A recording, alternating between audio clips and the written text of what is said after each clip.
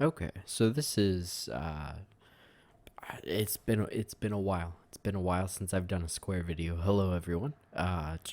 We're back to coding. I did some Planet Zoo. I've done some mashed bits. Now we're back to coding. Just oh goodness, just jump back into this. I'm actually working on something else. Like when I ended my last episode, I had what the next episode would be in mind, and it wasn't this. Um, but that's just taking a bit longer than I wanted, and this is something that I want to implement at some point in time. So I decided to do it now. It's a bit easier to do. So not really advancing in terms of what my knowledge of coding, but that's fine. One step at a time. So this, I guess, level that I'm calling it is new motion, specifically new content motion. As you guys know, as you guys have seen, when they get hungry, they'll go towards food. When they are thirsty, they go towards water, health, same thing. But I wanted to code different personalities, and I'm putting that in quotations, when they're content, kind of like I guess my example would be if everybody lived in a small town, which is contradictory, but that small town only had one place to get food. When you were hungry, you would all go and move towards that location to get your food, and then you would go back home. But when you get back home, you don't always behave in the same way. Some of you will uh, show little activity. You'll sit on the couch and watch a show. Some of you will show lots of activity, and you'll be very active. And then some of you do whatever you want. Actually, we always do whatever we want, but we all behave slightly differently, and that's what I'm trying to capture here. And so we've got um, five types of unique, five types of potential um, combinations shown here, and that can vary. Um, because of something, but I'll let you know. But really, there's three um, staples of motion happening here. The first one, the easiest to identify, is this square up here. I was gonna name him Bob, but I don't know why I would do that. That square up there is not moving, as you can see, and so I will have to figure out if they become content in a pond and their go-to motion is to do nothing. I think my code right now would think it's continually drinking, so I will figure that out at some point. Um, but that is for a later level, especially when I implement these different personalities into that. That's fine. That's fine. The next two, very similar. One does not move in a Y direction. One does not move in an X direction. So this is I took the screensaver bounce, which is also available to view. He's stuck between the corners right now, but he is viewable. He's doing his best. That is my standard motion that I have presented. Can you tell I've been listening to trials recently? That's the motion that I've shown you guys from the beginning. Really, it's the very simple standard, x plus 1 until you reach a point where it needs to be x minus 1, and it just continues. So I broke that out separately, and these two, ooh goodness, oh, that's probably gonna mess up the whole thing. That's fine. I need to stop waving my hands around. These two squares show the individual results of that without each other. So they are just a copy of this with this involved. The third unique motion, and I guess the fifth type of motion, is representative of a type of motion that I viewed when, well, probably from the beginning of P5.JS. I many times I know what I want to do. I know what I want to see, but I don't know how to code it. And so I reach out on the internet, and I look at forums, I look at chats, I look at multiple things, one of those being YouTube videos. And there is a fantastic YouTuber. The channel name is The Coding Train. I forget his actual name. Fantastic. He makes coding fun. He's energetic, way better than my voice. Like uh, he's still got that kind of analytical um, feel to it, where things he's doing are calculated, but he brings so much enthusiasm to it, and I love it. It's wonderful. I highly recommend it, even if you just want to go see somebody who's passionate about what they do. He is very good, but he, in many of his videos, especially the videos that I watch that deal with arrays, that deal with just coding in general for P5.JS, especially object coding, um, he has created a class called Bubble, and the motion that his bubbles often use is what is represented in my code today, which is x plus random -1 to 1, which allows every frame the square takes its current position x. So its new position will be its current position x plus a random.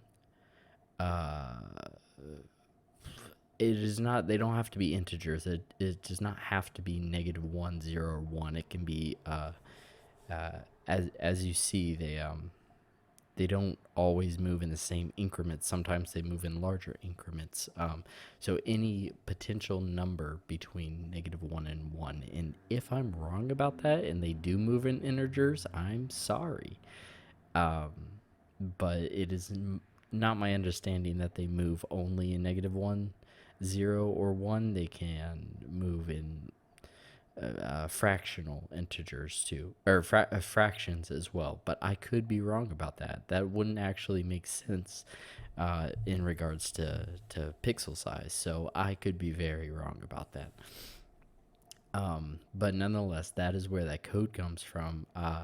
I should have linked his videos sooner with this project of mine. This is way too late for me to be doing this. I've been studying him for a while, just studied his videos. I did not find him when I was for the first few levels, but those were simple motion. Those were anything that where we jump into arrays. I've basically been learning from him, and it's been wonderful. He's a wonderful teacher. So there's that.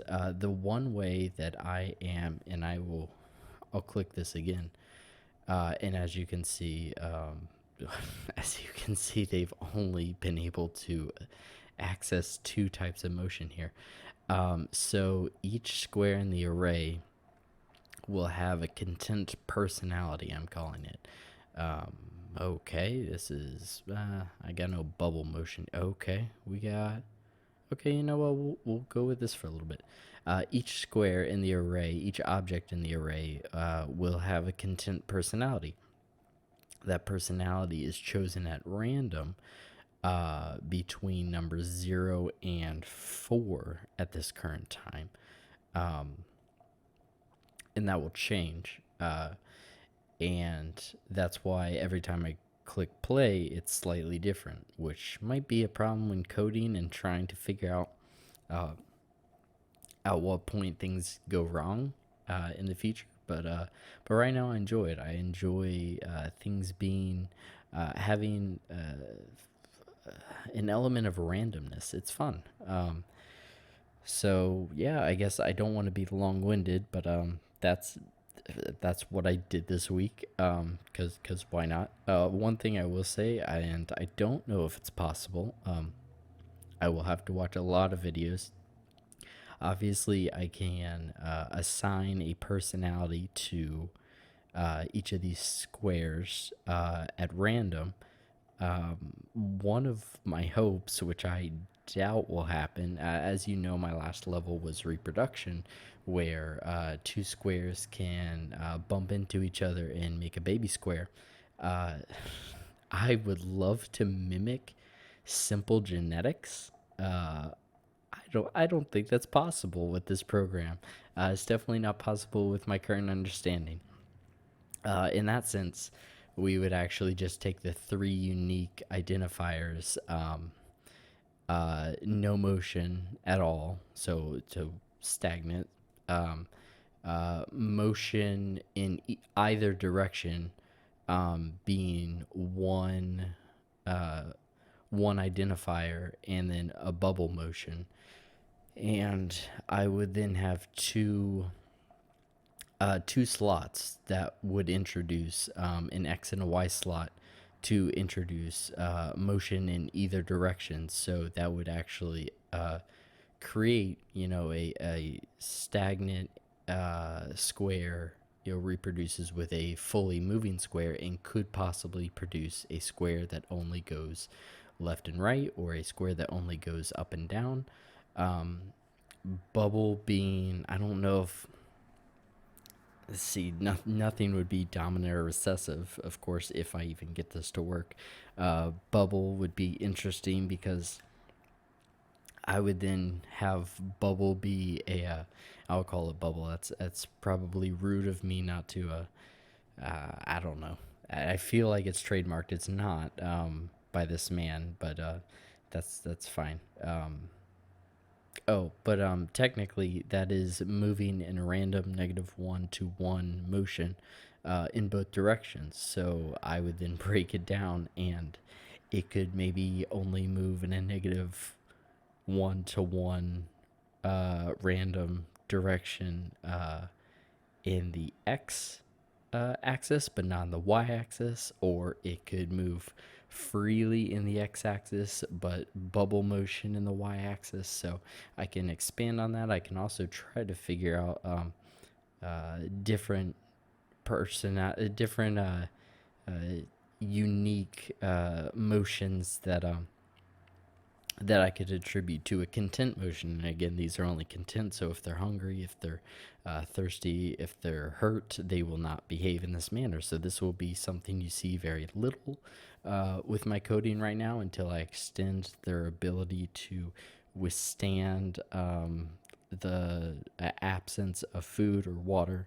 Right now, they're triggered very quickly to go to different stimuli. And I do that on purpose so that I can observe them going to different stimuli very quickly and very often, and therefore don't have to watch for an hour.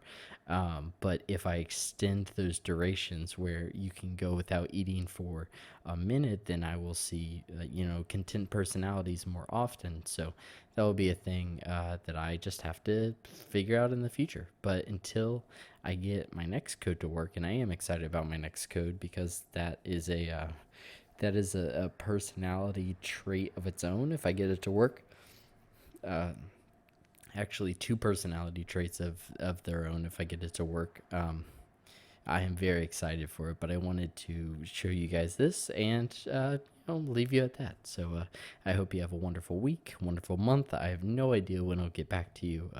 I'll do my best to learn a little bit of code, and hopefully you join me for this whatever mess this is of little squares dancing around in the ether. But until next time, just I don't know. Enjoy life.